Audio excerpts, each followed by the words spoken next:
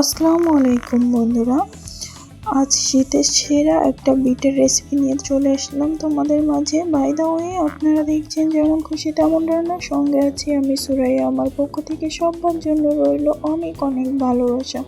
তো আজকের এই সুন্দর রেসিপিটা কিভাবে তৈরি করব তো চলুন দেখে নেওয়া যাক। এখানে আমি 2টা বিট নিয়েছি, আর বিটের এই যে গাছের অংশ আর নিচের শিকড়ের অংশটা আলাদা করে নিচ্ছি। 2টা বিটেরই আলাদা করে নেব। তবে বন্ধুরা, একদমই কম মশলা আর খুব ইজি এই রেসিপিটা তৈরি করে নিতে পারবেন। তবে স্বাদে হবে দুর্দান্ত, যে কেউই খুবই আনন্দ করে বা পছন্দ করে খাবে এই রেসিপিটা। তো আমার তো অনেক ভালো লেগেছে, তাই ভাবলাম তোমাদের সাথেও শেয়ার করি। তো পুরো ভিডিওটা দেখে কমেন্ট করবে বন্ধুরা। তো এই পর্যায়ে এসে যারা এখনও ভিডিওতে একটা লাইক দাওনি, প্লিজ একটা লাইক দিয়ে পুরো ভিডিওটা কন্টিনিউ করো। আর অবশ্যই বাসায় ট্রাই করবে, তারপর কমেন্ট করে বলবে। আগে থেকে কিন্তু কমেন্ট করবে না যে ভালো হয়নি কি বৃত্তান্ত। তোমরা যদি না ট্রাই করো তাহলে দেখে কিভাবে বুঝবে বলো। তো যাই হোক, এই যে খোলাগুলোও ছাড়িয়ে নিচ্ছি আমি বিটের। তো বিটটা কাটতে কাটতে কিন্তু হাতটাও লাল হয়ে গেছে, এতটা কালারফুল বিটটা। তো এই যে খোলাটাও আমার ছাড়িয়ে নেওয়া হয়ে গেছে। এখন এই দুইটাকে একটু গোল গোল করে কেটে নেওয়ার পালা। আর আমি কিন্তু রান্নাতে মানে বিশেষ কোনো মশলাও ব্যবহার করিনি, ঘরোয়া মশলা দিয়েই কিন্তু তৈরি করে নিয়েছি বিটটাকে। তো আমার এই যে আমি এইভাবে গোল গোল সাইজ করে প্রথমে কেটে নিচ্ছি, দেখো। তো তোমরা যারা এখনো বিটের এই রেসিপিটা ট্রাই করোনি, অবশ্যই ট্রাই করো, খুবই টেস্টি হয়। তো দেখো, আমি এরকম সুন্দর সুন্দর করে গোল গোল করে কেটে নিয়েছি। তো তোমরা যদি চাও এই গোল গোল রেখে এই পর্যায়ে কিন্তু রান্নাটা করতে পারো, বাট আমি একটু ছোট ছোট করে নিচ্ছি আমার নিজের সুবিধার জন্য। তো তোমরা এরকম গোল বড় রেখেও করতে পারো। একটু কুচিয়ে নিচ্ছি আর কি। তো দেখো, কথা বলতে বলতে বিটগুলোকে কুচিয়ে নেওয়া হয়ে গেছে। এই পর্যায়ে আমি কিন্তু বিটটা আগে ধুয়ে নেইনি, তাই কাটার পরে 1-2 বার ধুয়ে নেব। তোমরা চাইলে কাটার আগেও কিন্তু বিটটাকে ধুয়ে নিতে পারো, ধুয়ে নিয়ে কাটতে পারো, সমস্যা নেই। তো প্লেটে উঠিয়ে নিয়েছি, উঠিয়ে নিয়ে এখন এগুলো ধুয়ে নিয়ে সোজা চলে যাচ্ছি কড়াইয়ে। তো আমি চুলায় একটা ফ্রাই প্যান বসিয়ে দিয়েছি, আর এর ভিতর দিয়ে দিচ্ছি বেশ কিছুটা পানি। বেশ কিছুটা বলতে এই 1 কাপ থেকে একটু বেশি পানি দিয়ে দিলাম। দিয়ে বিটগুলো এখন পানির ভিতর দিয়ে দিচ্ছি। তবে বিট থেকেও একটু পানি বের হবে। এর ভিতর দিয়ে দিচ্ছি একটা ছোট পেঁয়াজ, দিয়ে দিচ্ছি কয়েক কোয়া রসুন। যদি বড় রসুন হয় তাহলে এখানে আরও কম রসুন ব্যবহার করবে। দিয়ে দিচ্ছি ঝাল অনুযায়ী কয়েকটা ঝাল, মানে আমার পছন্দ অনুযায়ী কয়েকটা ঝাল, তোমরা তোমাদের পছন্দ অনুযায়ী কয়েকটা ঝাল দেবে। তারপর লবণ দিয়ে ঢাকা দিয়ে রেখে দিচ্ছি 5 মিনিটের জন্য। তো 5 মিনিট পর একটু দেখছি, তো দেখো বেশ অনেকটা পানি হয়ে গেছে। তো কোনো পানি কিন্তু ফেলে দেওয়া যাবে না, পুরো পানিটাই শুকিয়ে নিতে হবে।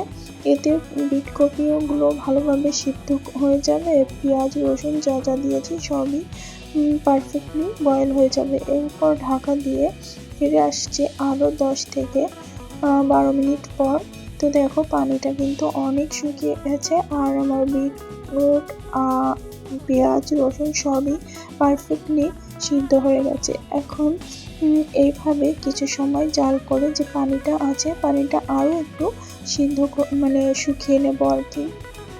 পানিটা যত বেশি শুকিয়ে নেব তত ভালো হবে, কেননা সমস্ত পুষ্টিগুণ কিন্তু এই পানিতেই আছে, তাই এটা মোটেও ফেলে দেওয়া যাবে না, বিটের সাথেই শুকিয়ে নিতে হবে।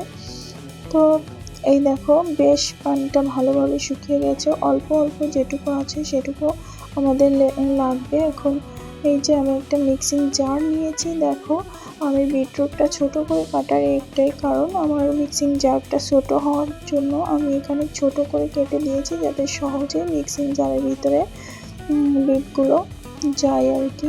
তো সব এখানে দিয়ে দিলাম। সেদ্ধ বিটগুলো। পরে দিয়ে দিলাম 1 চামচ পোস্ত। তোমরা পোস্তর পরিবর্তে এখানে সাদা তিলও ব্যবহার করতে পারো, খেতে তাতেও মন্দ লাগবে না। তারপরে এখন এটাকে একটা মিহি পেস্ট তৈরি করে নেব। তো ফিরে এসেছি মিহি পেস্ট তৈরি করে নিয়ে। দেখো আমার একেবারে উঁচু এক জার হয়েছে বিটের পেস্টটা। এরকম মিহি পেস্ট করে নিতে হবে কিন্তু রান্নাটা তৈরি করার জন্য। বন্ধুরা, রেসিপিটা কিন্তু খুবই মজাদার হয়, বারবার বলছি, তোমরা বাসায় ট্রাই করো তাহলে বুঝতে পারবে। তো এখন ফ্রাই প্যানে তেল দিয়ে আমি সমস্ত বিটরুটের পেস্টটা ঢেলে দিচ্ছি। তবে তোমরা চাইলে যদি বেশি কালো জিরাটা পছন্দ করে থাকো তাহলে এখানে কালো জিরা আর শুকনো মরিচের ফোড়ন দিয়ে নিতে পারো, বাট আমি দিচ্ছি না, আমার অত বেশি পছন্দ নয় এই কারণে। তো এরপর এইভাবেই কিন্তু অনবরত নেড়ে চেড়ে নিতে হবে যতক্ষণ না বিটরুটের পানিটা শুকিয়ে আসবে। তো বিটরুটের পানিটা এই পর্যায়ে মিডিয়াম ফ্লেমে রেখে কিন্তু পানিটা শুকিয়ে বেশ সময় নিয়ে কিন্তু ভেজে নিতে হবে, তবেই কিন্তু এর আসল টেস্টটা পাবে।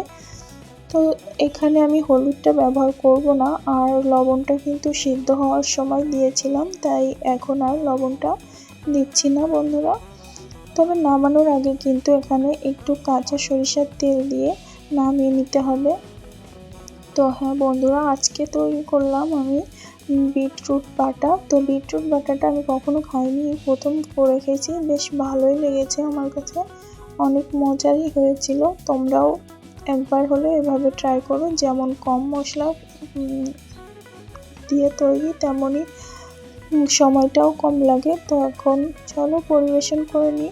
তো বন্ধুরা, আমার ভিডিওটা যদি তোমাদের ভালো লেগে থাকে চ্যানেলটাকে সাবস্ক্রাইব করো, লাইক কমেন্ট শেয়ার করে আমার সাথেই থেকো। ভাত রুটি পরোটা সব কিছুর সাথে এটা পরিবেশন করা যাবে। বাই দ্য ওয়ে, আপনারা দেখছেন যেমন খুশি তেমন রান্না, সঙ্গে ছিলাম আমি সুরাইয়া। আজ এ পর্যন্তই, দেখা হবে নেক্সট এপিসোডে নতুন কোনো রেসিপির সাথে। ততক্ষণ সবাই ভালো থাকবেন, সুস্থ থাকবেন, আর যেমন খুশি তেমন রান্নার সাথেই থাকবেন। সবাইকে ধন্যবাদ জানিয়ে শেষ করছি আজকের ভিডিও। আল্লাহ হাফেজ।